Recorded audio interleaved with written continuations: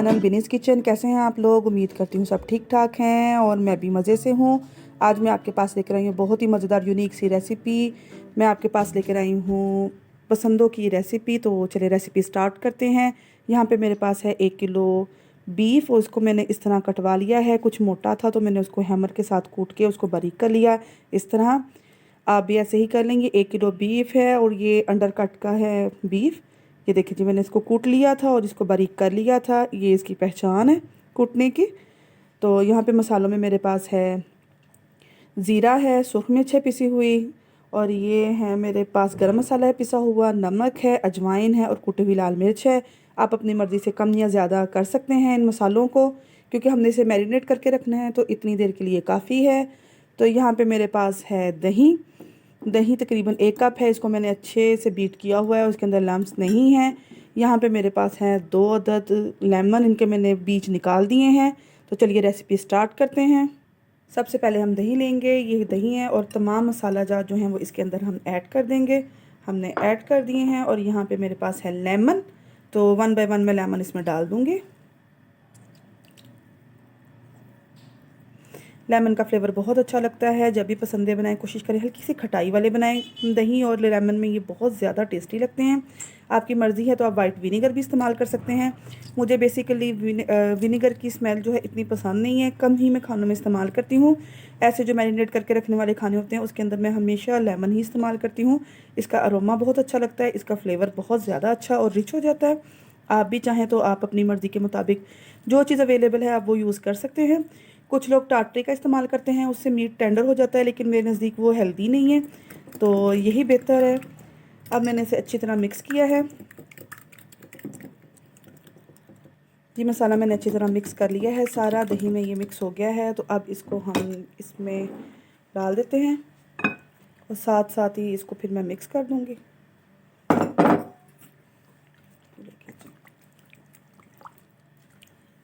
थोड़ा सा लिक्विड भी हो दही तो कोई मसला नहीं है, क्योंकि हमने इसको पकाना है तो उसके लिए लिक्विड ज़रा अच्छा है कि बीफ है टेंडर हो जाएगा जल्दी।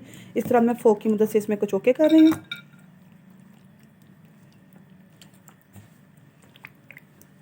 इस तरह ये करके हमने इसको छोड़ देना है तकरीबन 1 से 2 घंटे के लिए। मैं तो यहाँ छोड़ूंगी, लेकिन अगर इसको ओवरनाइट रहने देंगे या इसको 1-2 दिन पहले मैरिनेट करके रख देंगे तो फिर तो ये बहुत ही ज़्यादा अच्छा बनेगा। अगर आपके पास टाइम है तो आप ऐसे कर लें। मैंने तो रेसिपी अपलोड करनी इसलिए मैं जल्दी जल्दी ये बना रही हूँ। चले जी, ये हमारा हो गया है। ये जी हमारा बीफ जो है मैरिनेट हो गया, पसंदे हमारे मैरिनेट हो गए हैं। ये देखें कितनी प्यारी लुक अभी से लग रही है और पक के तो इंशाल्लाह बहुत अच्छे बनेंगे। इसको हम 2 घंटे के लिए छोड़ देते हैं। तो मैंने इसको रेफ्रिजरेटर में रखने वाली हूँ। तो फिर इसको हो चुके हैं, ये देखें जी, आपको दिखाते हैं। ये मैरिनेट हुए को 2 से ढाई घंटे हो चुके हैं। तो अब इसको हम पकाते हैं और मैं आपको दिखाती हूँ कुकर में मैं कैसे पकाऊंगी और बाद में मैं इन्हें कैसे भूनूंगी। चलें जी, बाकी की रेसिपी को आगे कंटिन्यू करते हैं। एक कुकर है, इसको मैंने हीट पे रख दिया है। तो अब इसके अंदर मैं ये सारे बिस्मिल्लाहिर्रहमानिर्रहीम इसमें सारे ये पसंदे डाल दूँगी। अब इसी मसाले वाले बाउल में मैं डाल दूँगी 1 कप पानी और इसको अच्छी तरह घुमा फिरा के इसके अंदर मैं डाल दूँगी ताकि ये अच्छे से गल जाएँ। ये देखिए जी, ये पकना शुरू हो गया। मैं इसको बंद कर दूंगी और प्रेशर लगा दूंगी। तकरीबन इसको मैं 20 से 25 मिनट पकाऊंगी ताकि अच्छी तरह टेंडर हो जाए, पक जाए, गल जाए। ये देखिए जी, मसाला हमारा पकने लग गया है। तो अब मैं इसका वेट बंद कर दूंगी कुकर का और इसको मैं तकरीबन 25 मिनट तक पकाऊंगी ताकि ये अच्छे से गल जाए। ये जी मैंने वेट लगा दिया है और इसके चलने की देर बाद इसमें मैं 25 मिनट तक पकाऊंगी।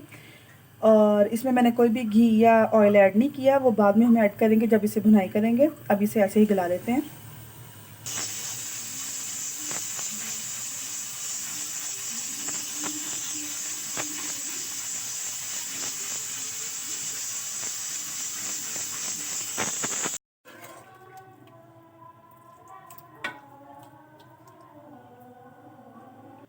अब इन पसंदों को मैंने निकाल लिया है एक खुले मुँह वाली कढ़ाई में। तो अब मैंने अच्छे से फ्राई कर लूँगी। ये सालन पक रहा है और देखिए इसमें अपना ही घी आना शुरू हो गया है। इसके हिसाब से अब हम इसमें घी ऐड करेंगे, ज़्यादा नहीं करेंगे। अभी इसको ऐसे ही पकाते जाएंगे जी। ये पक रहे हमारे पसंदे। तो अब इसके ऊपर मैं ऑयल डाल दूँगी, तकरीबन 1 चम्मच इतना ही हम ऑयल डालेंगे और इसको मैं अच्छी तरह से भून लूँगी।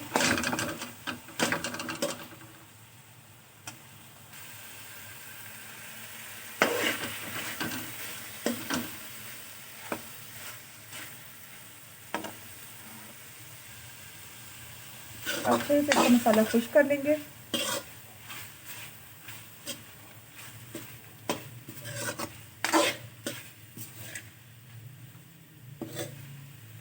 ये देखिए जी पसंद कितने खूबसूरत रेडी हुए हैं हमारे, और शाइन भी इनके ऊपर आ गई है।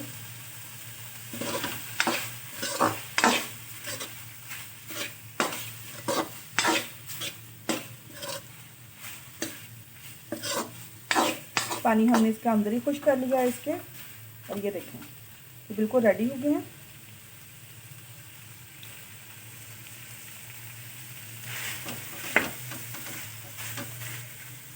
इस स्टेज पे आके हम बिल्कुल आग बंद कर देंगे और इनको हम डिश आउट करके आपको दिखाते हैं कैसे लग रहे हैं। उम्मीद करती हूँ आपको बड़े पसंद आएंगे ये।